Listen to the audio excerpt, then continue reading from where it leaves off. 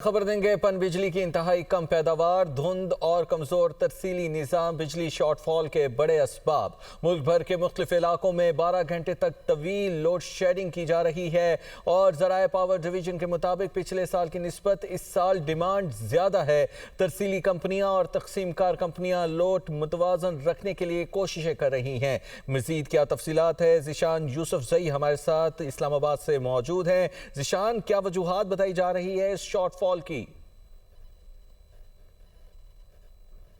ابراہیم، وجوہات اس کی مختلف ہے۔ سب سے بڑی وجہ تو یہ ہے کہ پن بجلی جو نارتھ میں ہوتی ہے اس کی پیداوار انتہائی کم ہو گئی ہے اور ملک کا جو انحصار ہے وہ ساؤتھ پر گیا ہے۔ اس کی وجہ سے جو سسٹم ہے اس میں فلکچویشنز بھی آ رہی ہے اور خدشہ ہے کہ بجلی کا نظام غیر متوازن ہو۔ اس وقت زیادہ تر جو بجلی ہے وہ ساؤتھ سے لی جا رہی ہے، یعنی کہ دیگر فیول سے لی جا رہی ہے۔ پن بجلی کی پیداوار ذرائع نے بتایا ہے کہ اوسط جو ہے وہ 920 سے 930 میگا واٹ جو ہے وہ پیدا کی جا رہی ہے۔ باقی تمام تر جو بجلی ہے وہ ساؤتھ سے لی جا رہی ہے اور اس میں خدشہ یہ بتایا جا رہا ہے کہ بریک ڈاؤن کا بھی خدشہ ہو سکتا ہے، کیونکہ بجلی کا نظام جب غیر متوازن ہوتا ہے تو بریک ڈاؤن بھی ہو سکتا ہے۔ اس تمام تر صورتحال پر جب پاور ڈویژن کا موقف جاننے کی دنیا نیوز نے کوشش کی تو پاور ڈویژن نے یہ بتایا کہ بجلی کی جو طلب ہے اس میں اضافہ ہو چکا ہے۔ تاہم پاور ڈویژن نے جو ہے اس بات کی تصدیق نہیں کی، لیکن ہمارے ذرائع جو پاور ڈویژن میں موجود ہے انہوں نے اس بات کی تصدیق کی ہے کہ بجلی کا نظام اس وقت غیر متوازن ہو سکتا ہے۔ غیر متوازن ہو سکتا ہے۔ بہت شکریہ، آپ ہمیں تفصیلات سے آگاہ کر رہے تھے۔